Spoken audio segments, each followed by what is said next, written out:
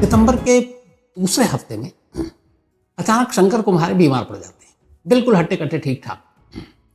उनके पूरे बदन में तेज दर्द, सर में दर्द, लगा कि नॉर्मल है, मौसम बदलता है। लेकिन अगले दिन उनकी वाइफ, उनको भी वही प्रॉब्लम शुरू, अचानक वही बीमारी शुरू। विजया कुम्हारे, शंकर की वाइफ का नाम था विजया। तो अब दोनों एक ठीक ठाक तंदुरुस्त इंसान और अचानक ऐसी कि पूरे बदन में दर्द हो रहा है, सर में दर्द हो रहा है। लेकिन ये सारी चीज़ें हम लोग बहुत हमेशा मान के चलते हैं कि होती रहती है। लेकिन जब बर्दाश्त के बाहर ये दर्द गुजर गया हाथ से, तो फिर घर वालों को लगा नहीं यार ये सुकून नहीं मिल रहा, इनको ले चलो। तो उसी इलाके के एक अस्पताल में ले गए। अस्पताल में डॉक्टरों ने देखा, उनको कुछ समझ में नहीं आया, उन्होंने दवा दी, कोई फ़र्क नहीं पड़ा। फिर उनको कहा गया कि इलाके के बड़े अस्पताल में ले जाते, फिर इलाके के बड़े सरकारी अस्पताल में ले गए। लेकिन वहाँ जाने के बाद भी कोई फ़र्क नहीं पड़ा। इसके बाद ये हुआ कि नागपुर रेफर कर दिया गया और डॉक्टर को समझ में नहीं आ रहा दोनों की बीमारी क्या है। नागपुर भेज दिया गया, लेकिन कोई आराम नहीं, कोई राहत नहीं, कोई हालत में सुधार नहीं। और ये होते होते तारीख आई 20 सितंबर को अचानक शंकर कुम्हारे की डेथ हो गई। तो यहाँ मौत का रहस्य, परिवार के 5 लोगों की जान की वजह क्या है? परिवार पर एक गम का पहाड़ टूट पड़ा। लेकिन ये तो शुरुआत थी।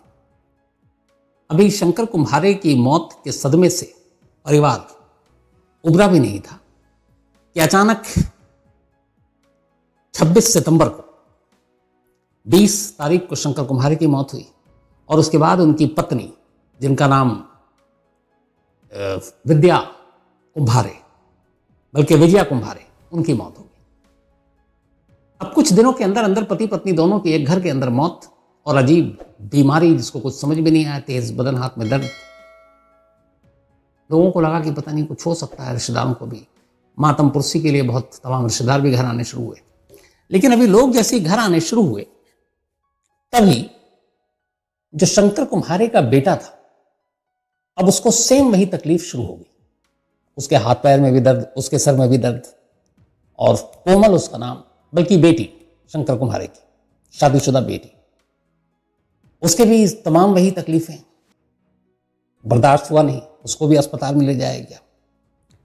वहां ले जाने के बाद उसकी भी अब हालत ठीक नहीं। अब वो अस्पताल में है, इसी दौरान में पता चला कि शंकर कुम्हारे की साली, यानी कि उनकी बेटी की मौसी, उसे भी सेम वही बीमारी, हाथ पैर में अचानक दर्द, सर में दर्द। तो अब ये एक ही घर के अंदर चौथा पेशेंट, चौथी मरीज, एक ही सिम्टम, एक ही तरह की बीमारी। चूंकि उधर माँ बाप की डेथ हो गई थी, शंकर और उनकी पत्नी की, विजया की, तब तो उनकी बेटी और फिर मौसी बेटी की ये बीमार पड़े। तो लगा कि क्या अचानक इस घर में हो गया है। लेकिन इसके बाद यहीं पे मामला रुका नहीं। अब जो उनकी मौसी थी, उनके एक और बच्चे, उसकी भी तबीयत वैसे ही बिगड़ने लगी, सेम सिम्टम। अब 2 लोगों की मौत हो चुकी है एक ही तरह की बीमारी से, और 3 लोग अब उसी बीमारी के चपेटे में, और तीनों अस्पताल में। और पिछला इतिहास ये बता रहा है कि वो भी अस्पताल में गए, 3 अस्पताल बदला, लेकिन कोई फर्क नहीं पड़ा, हालत में कोई सुधार नहीं आई। तो आखिर ऐसी कौन सी रहस्यमय बीमारी थी?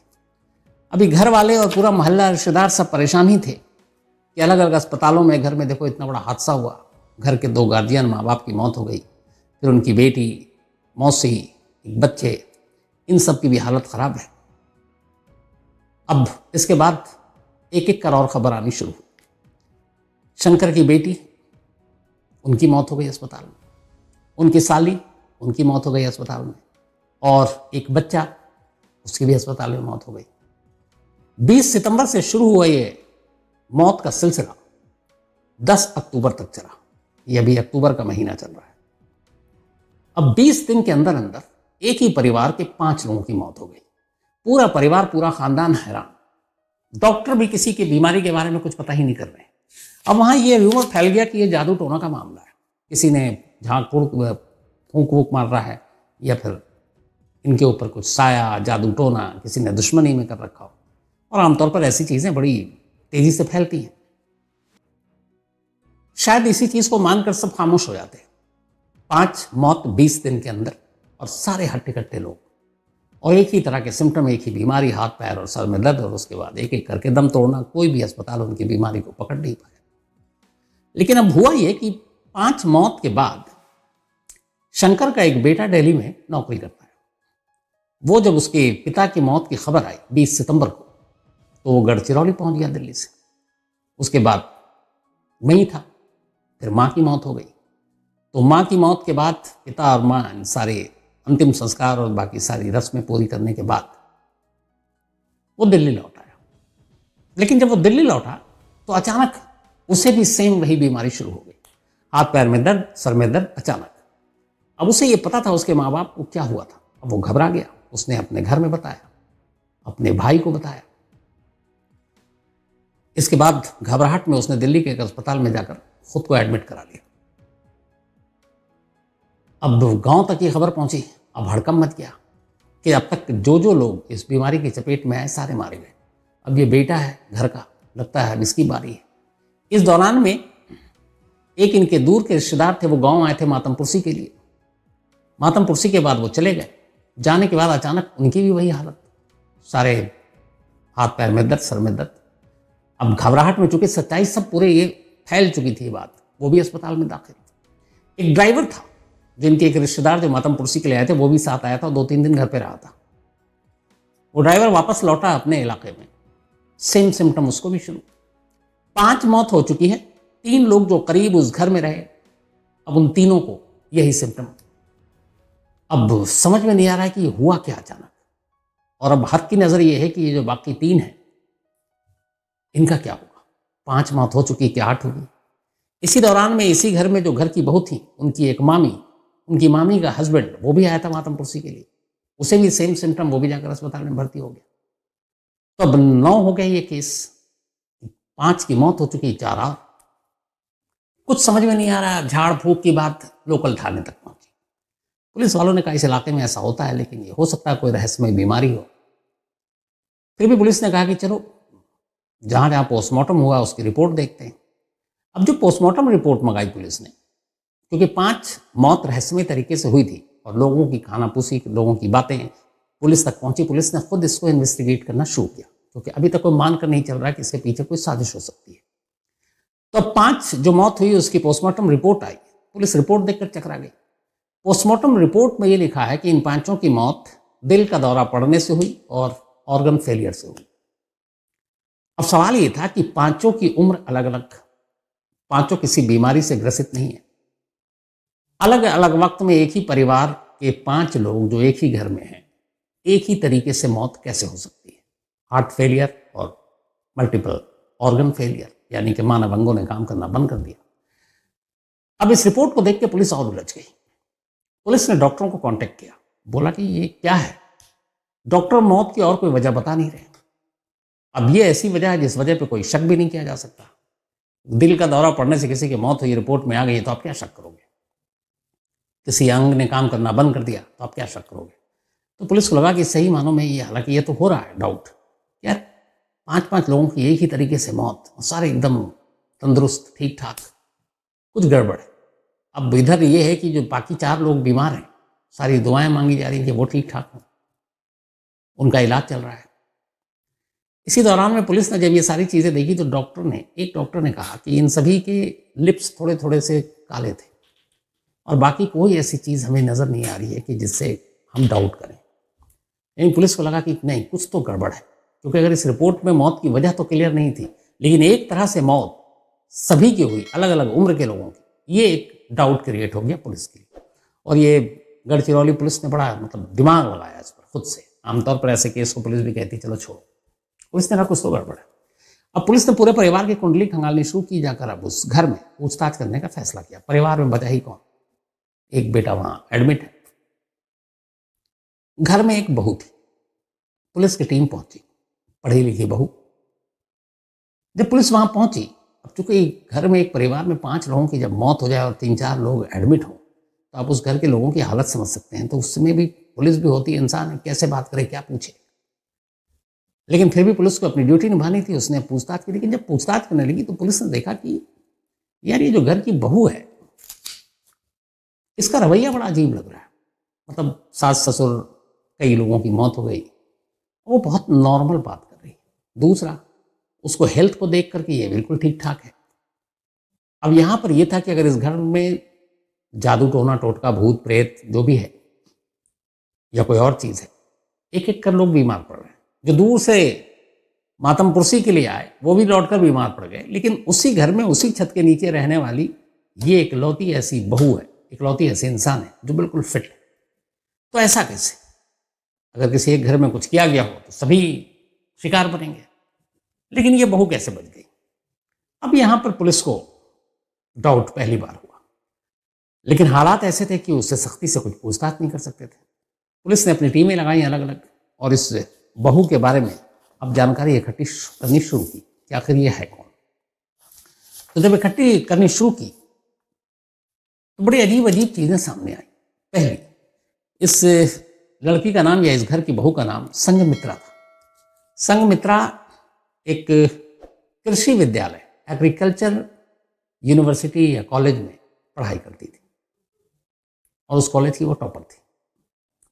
एग्रीकल्चर यूनिवर्सिटी या कृषि विश्वविद्यालय में तमाम चीज़ें पढ़ाई जाती, खेती बाड़ी, कैसे पेड़ पौधों को सुरक्षित रखें, तमाम कीटनाशक दवाएं, तमाम जहर।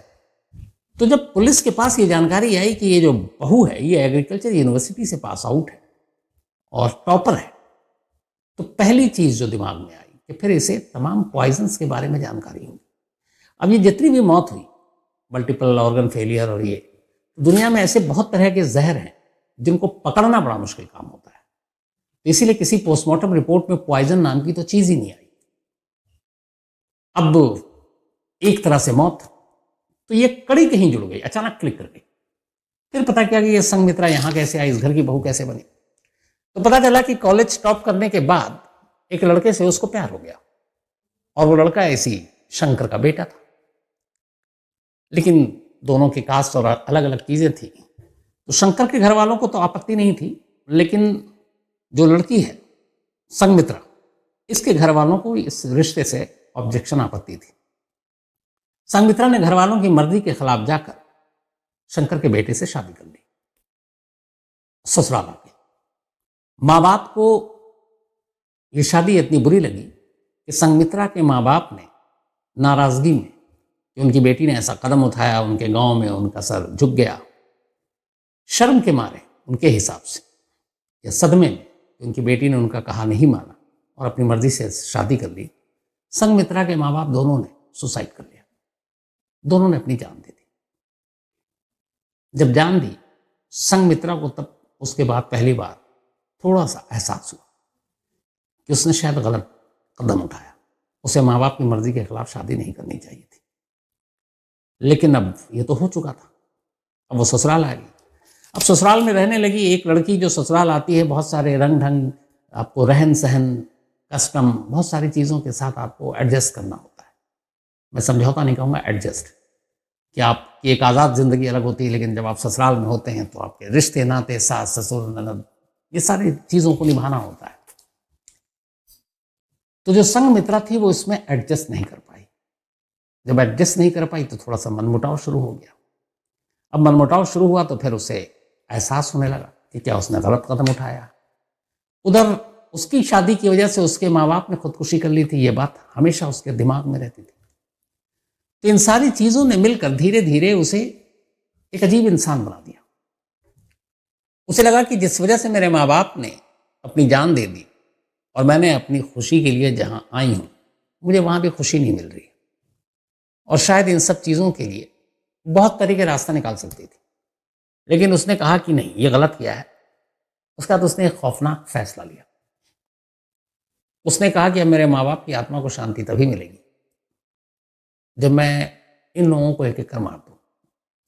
अभी पता नहीं कहाँ, कैसे, क्या वजह, कितना आप इसको जस्टिफाई, मतलब एक बेवकूफ़ी वाली बात, लेकिन वो कहते हैं कि जब क्राइम करता है तो आदमी दिमाग अंधा हो जाता है। इस दौरान में उसकी एक मामी है, मामी भी उसको मिलती है, और मामी का इशू ये था कि जिस जगह पे शादी की थी संघमित्रा ने, वहां पे कुछ जमीन का झगड़ा चल रहा था संघमित्रा के ससुराल वालों से।